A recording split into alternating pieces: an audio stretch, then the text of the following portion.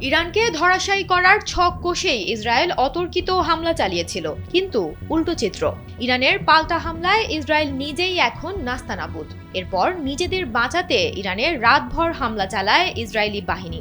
বৃহস্পতিবার রাতে ইসরায়েলি সেনাবাহিনী জানায় তারা তেহরানের বিভিন্ন স্থানে কয়েক ডজন লক্ষ্যবস্তুতে হামলা চালিয়েছে।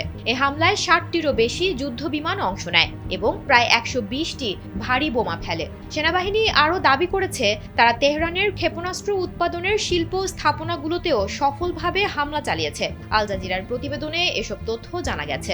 এদিকে গত কয়েকদিন ধরে ইরান জুড়ে ইসরায়েলের হামলায় শত শত মানুষ নিহত হয়েছে। RICL TMX, যুগের পর যুগ স্থাপনা থাকে মজবুত।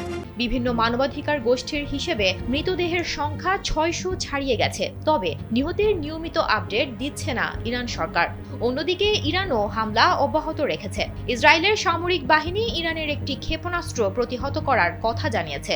ইসরায়েলের জরুরি পরিষেবা সংস্থা ম্যাগন ডেভিড অ্যাডামের প্রকাশিত ভিডিওতে দেখা যায় দক্ষিণ ইসরায়েলের একটি রাস্তায় বেশ কয়েকটি স্থানে আগুন জ্বলছে, যার পাশেই টেক পার্ক এবং মাইক্রোসফট অফিস অবস্থিত।